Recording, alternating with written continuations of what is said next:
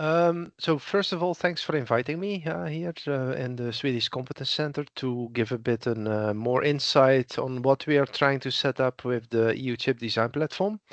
So it's quite an endeavor.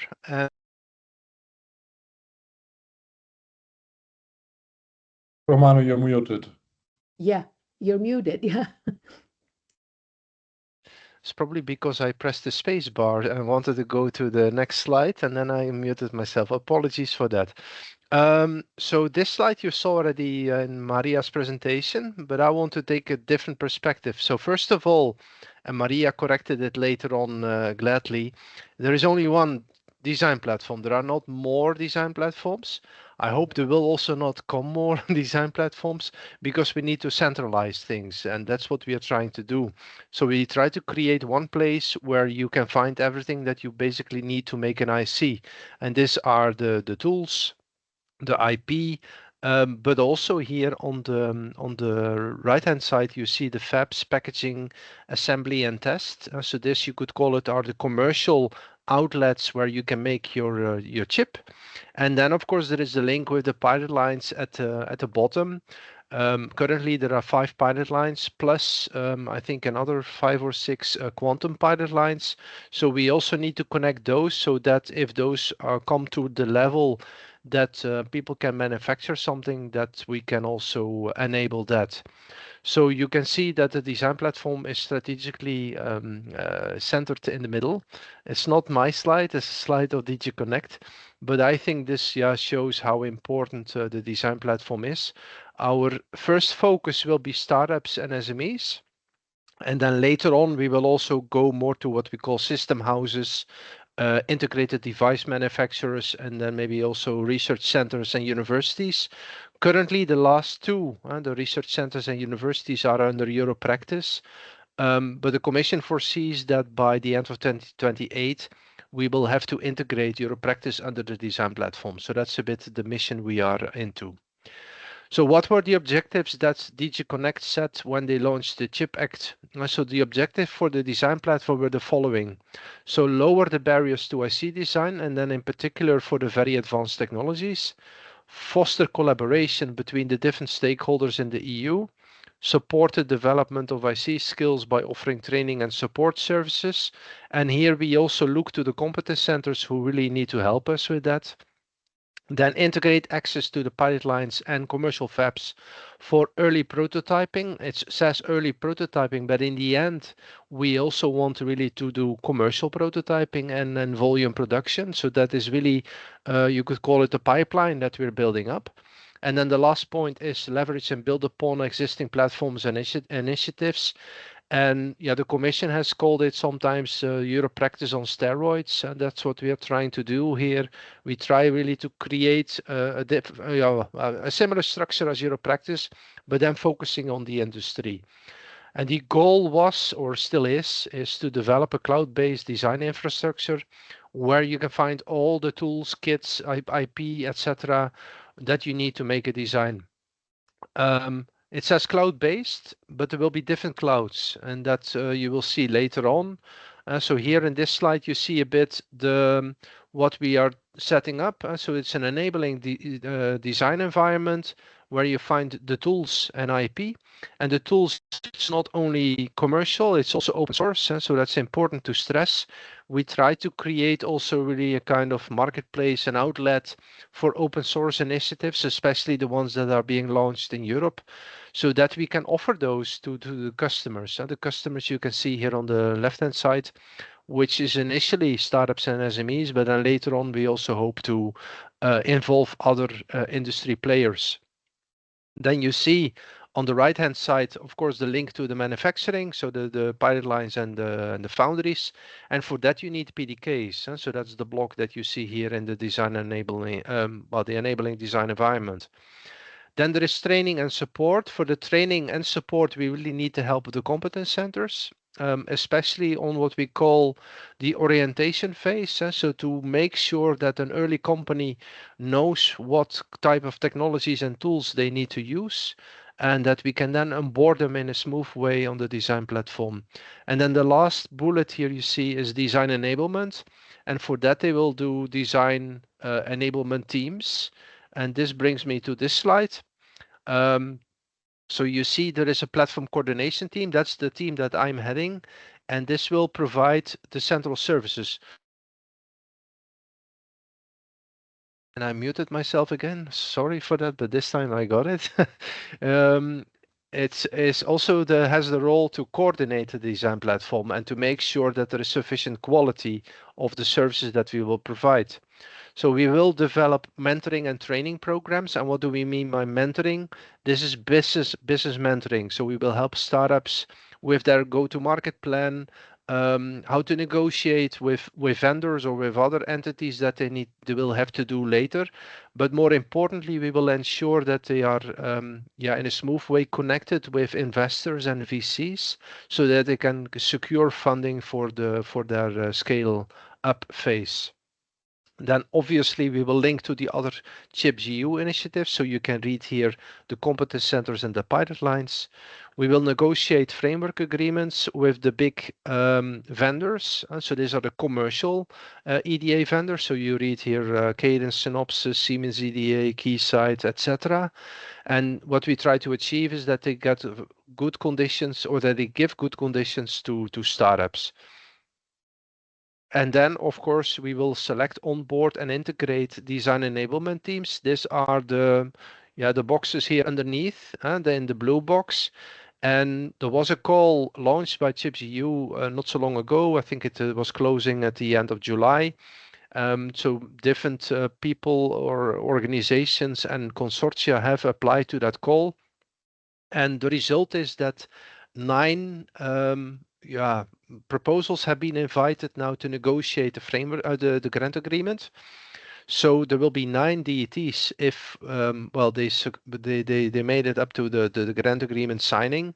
So those are the ones actually who will support the users with application engineering. They will also help users to set up their design environment and flow. So important to say, the design enablement teams will have their own cloud solution that connects to the central cloud. And in this cloud, the startup can actually make his design together with the design enablement team. Of course, they need to provide a direct interface to foundries and the pilot lines, so that they are not just doing a fixed design, but that it can also be manufactured.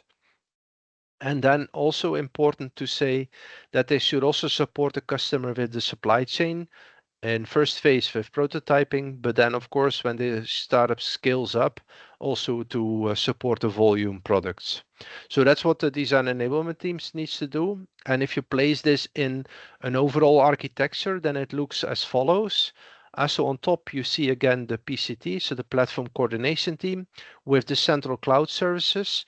So in the central cloud we will put a kind of mini marketplace in initially, and then later on a global marketplace. And in this marketplace you will find everything that you need and what is available to make your design. So this ranges from open source EDA to open source IP, commercial EDA licenses, commercial IP, but also open source training sandbox environments so that people can upskill themselves in design. And then importantly, we will also create different startup programs. I will get to that later, what that contains. And then from there, you can get to the DETs, because also the DETs will be advertised or put on the marketplace, with where they highlight their services, their specialties, which foundries they support, etc., so that a company can easily make a decision on this is the DET I need to have. If the company cannot make the DET, and also if the competence center cannot help the startup to make that choice, then we will do it in a different way. And then we ask the company to make, I would say, their request.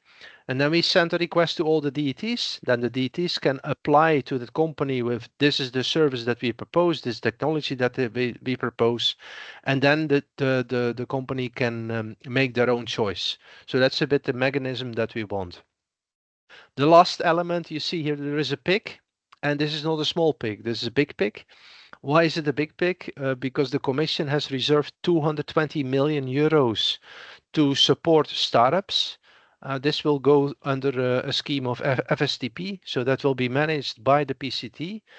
And more importantly, this 220 million is foreseen to be offset by another 220 million from the member states or the participating states from the CHIPS EU. So meaning that a company who applies and they have a certain budget, let's say 100%, 10 million, 100%, and then they get 35% from the EU, 35% from the national, well, country where they belong to, and then there is another 30% self-funded that can either come from VC funding or money they get through other means. So that is really a substantial part. And we hope to have this available by March so that we can launch the first calls for startups to apply for that.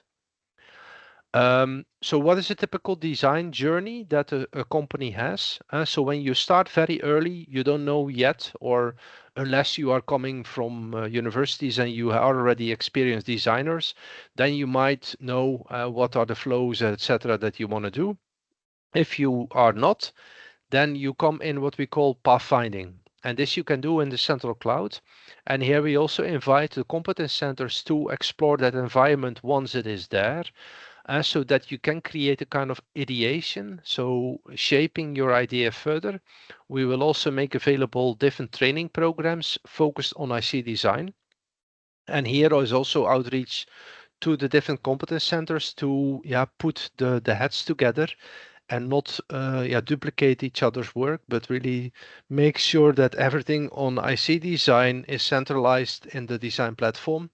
And of course, it can be that some trainings are given in Sweden or some trainings are given in Finland, but it's important that we don't overlap and develop a similar training in another country, because then it's better to take that material from that person or people who did it already and just replicate it.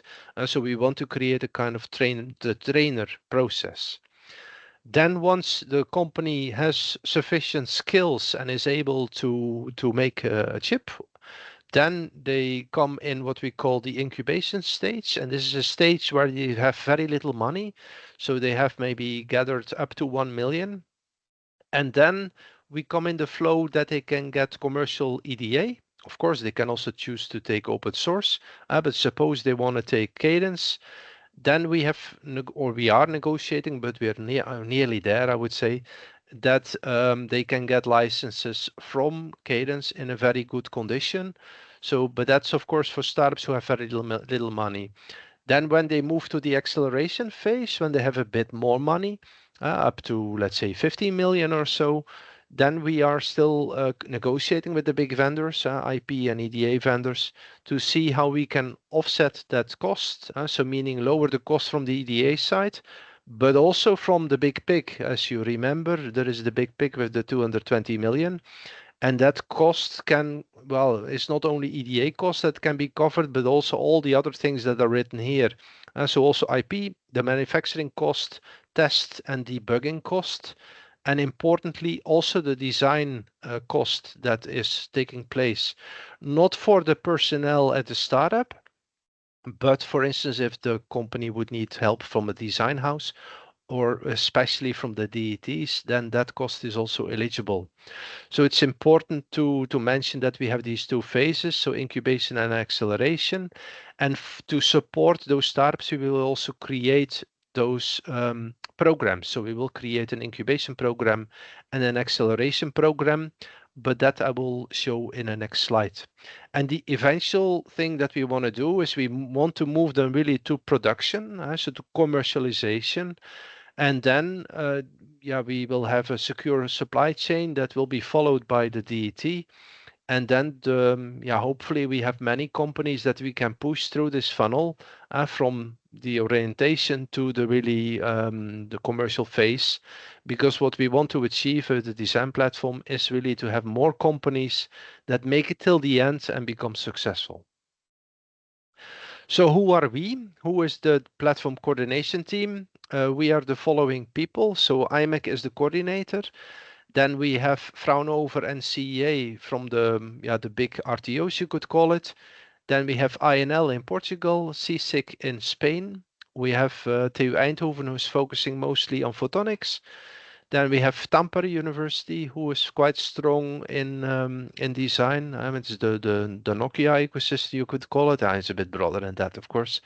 IHP, AGH in Krakow, then the Czech University, Silicon Ossea Labs, and then a rather new organization in Italy, Chips IT, and they are in the north of Italy. So this is the consortium. You see that we are spread all over. The blue countries are missing. These are also EU countries.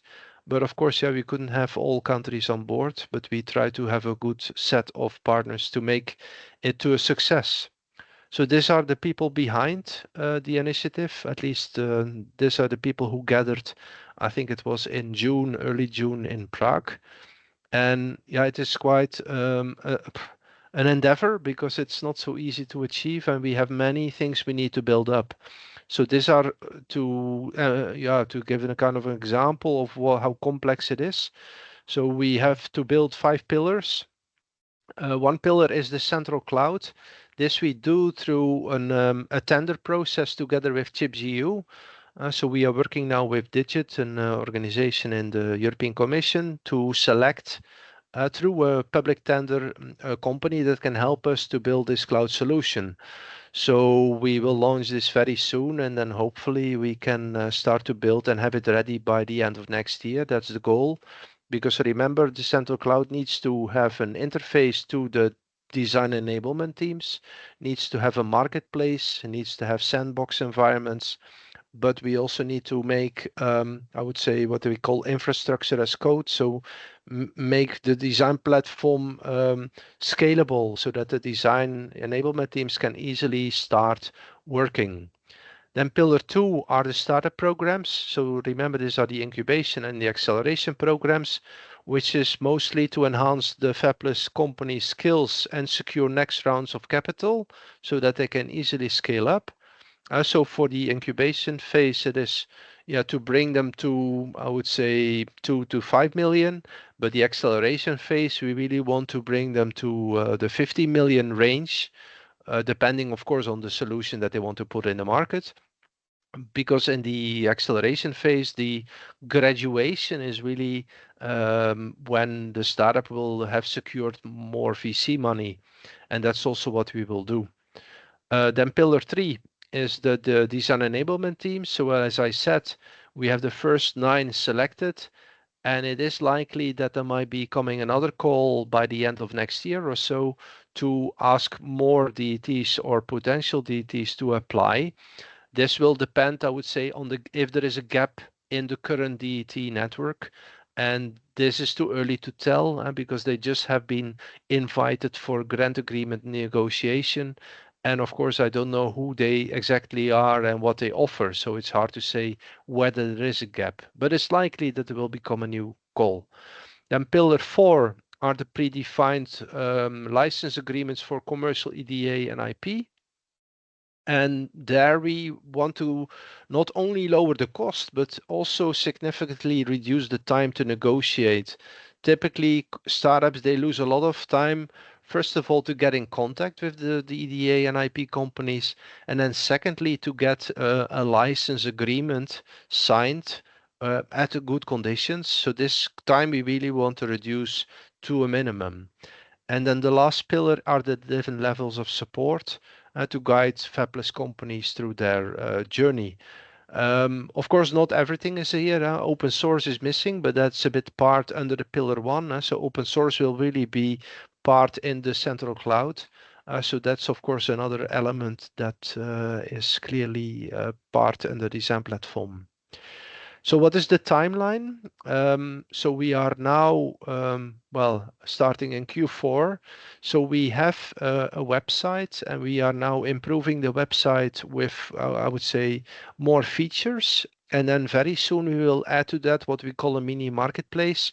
So that will contain who are the design enablement teams and what do they offer and what their expertise is, because that's important for startups to know and that they can make the selection. And why do we have the mini marketplace on the website? That's, oh, sorry, that was too quick. It is because the fully operational central cloud we expect only to have by the end of next year. And that is because of the tedious process of going through this public tender, that it takes that long. If we would have started already with an integrator, we would have maybe already have a first version, but that's a bit how the process works. So yeah, we will have only the central cloud ready by the end of next year. But as I said, the website can serve already as a first version. Then we will add platform assets to the cloud, so that contains the open source EDA and open source IP, whether that is direct or through the GitHub repositories that are there, that we still need to decide. And then, of course, we will also add there links to the commercial EDA licenses once we have negotiated good deals there. And there we expect to have the first announcement for what we call the incubation licenses, in the coming weeks or in the coming months. Then announcement of the DATs. So as I said, there have been nine selected for negotiations, and we expect that they will be operational, let's say somewhere in Q1, and then they will be integrated in the central cloud, but that is only, let's say early 2027. And then the startup program, so we will launch an incubation and an acceleration program. This we expect to launch in the middle of next year. And then the big pick, we will launch first calls in March or so, March, April of next year. Why only then? Because we still need to apply to that call. We still need to write a proposal to get that money, to make sure that we can distribute that money in a fair way.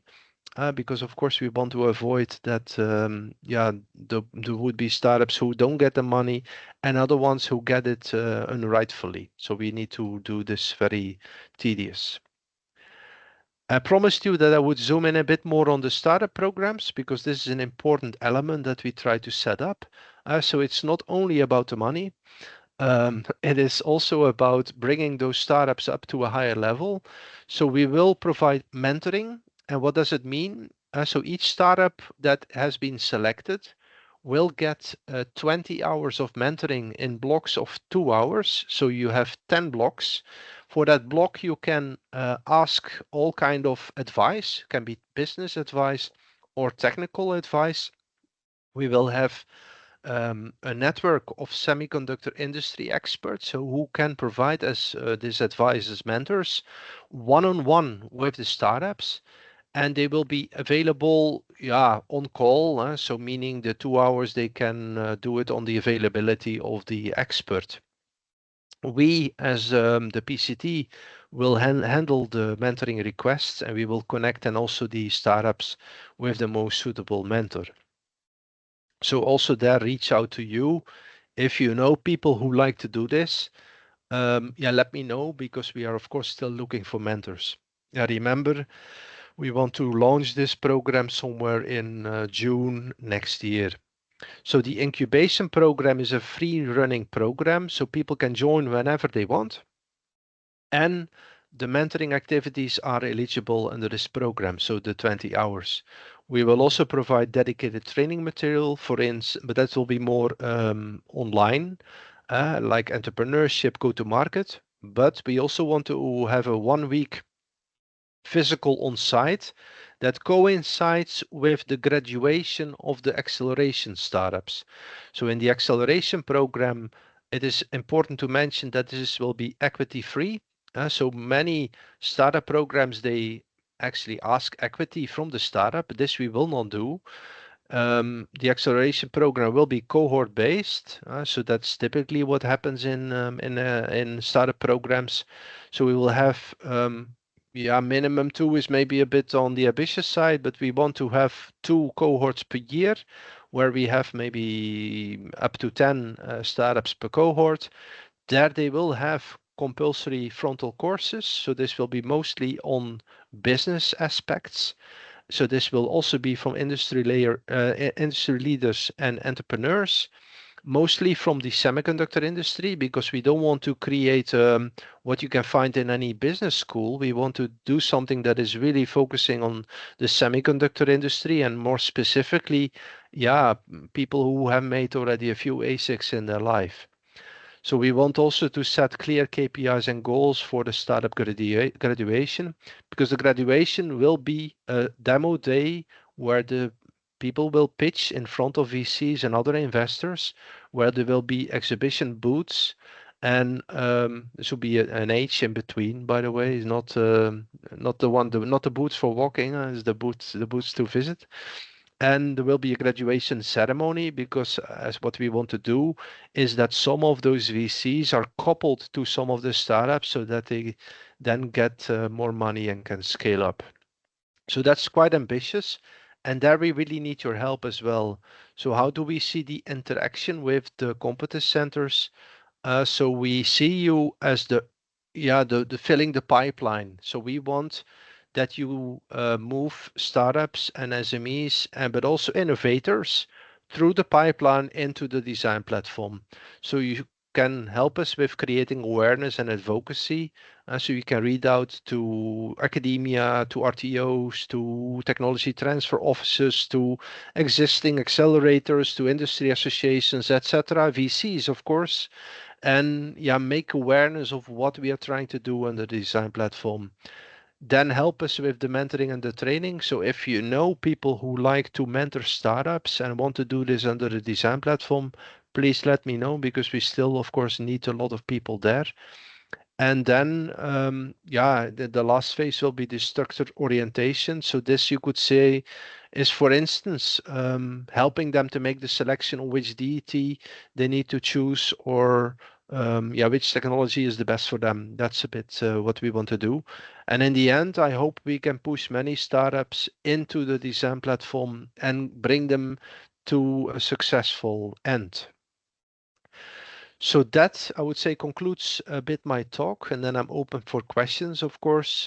So you can stay in touch with us by following our LinkedIn. The website, we are still working on it. It's very basic now, but I hope that in the coming months we will expand that. Thank you for your attention.